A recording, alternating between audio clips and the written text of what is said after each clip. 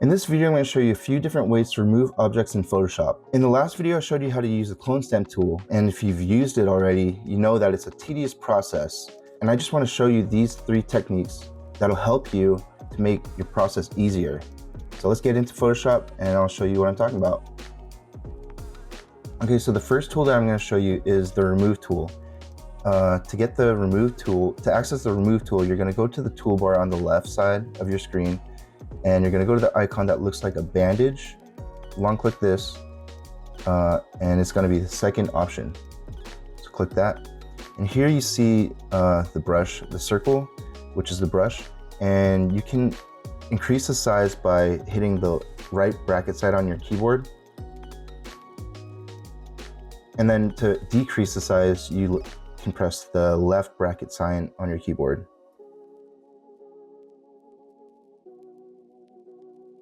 Pretty much we're going to be painting around the object that we want to remove.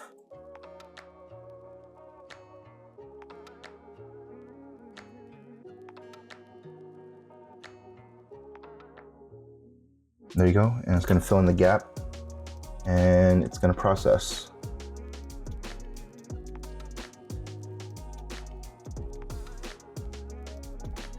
Cool. And there you go. Looks like it did a pretty good job. Control Z and let's see the original image, and Control Shift Z to go back to the work that you've done.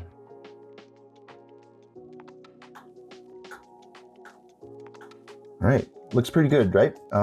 Let's go on to the next lesson. The next lesson I'm going to show you is content aware fill. So pretty much what you're going to be doing is drawing a shape around the object that you want to remove using the lasso tool. So to access the lasso tool, you're going to press L on your keyboard, or you can just go to the lasso tool right here on your toolbar. So we're going to draw around this woman.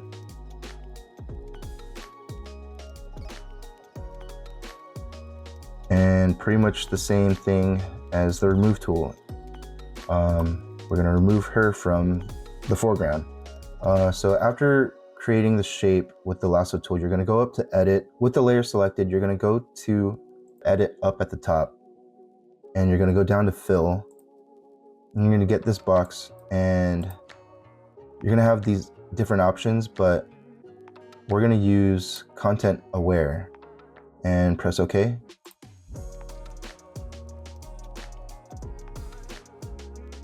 Cool. Control D to turn off the marching ants. And there you go. Looks like it did a pretty good job. You can see certain things here that still needs a bit of work, but overall it looks pretty good. You can use the content aware fill again to just remove these objects too.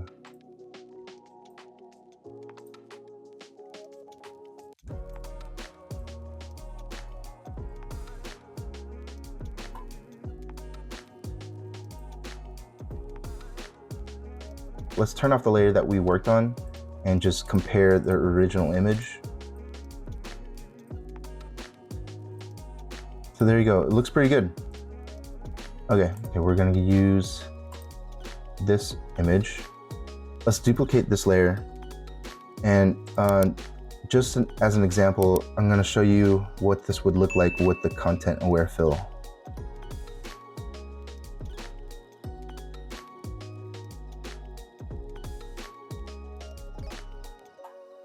I actually don't know what it's going to look like, but I feel like it's not going to be able to remove all these objects in the background, including the girl in the foreground.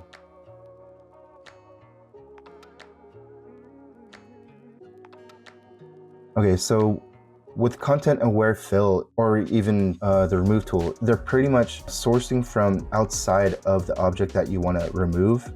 And here you can see this area inside this shape, and it doesn't look right. If you look at it from afar, it just looks like you took a part from the image and just placed it inside the shape that you had to remove. But yeah, pretty much copy and paste, if that makes sense.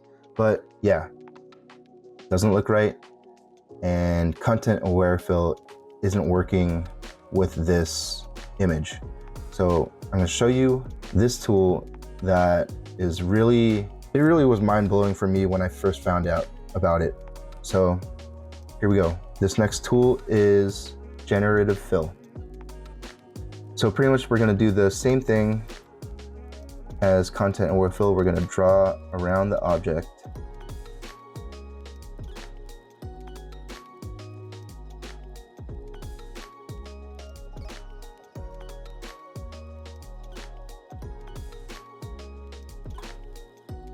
And we're going to right click inside the shape that we made with the lasso tool. We're going to go to Generative Fill. You're going to write a prompt, and easy enough, it's remove, and click generate.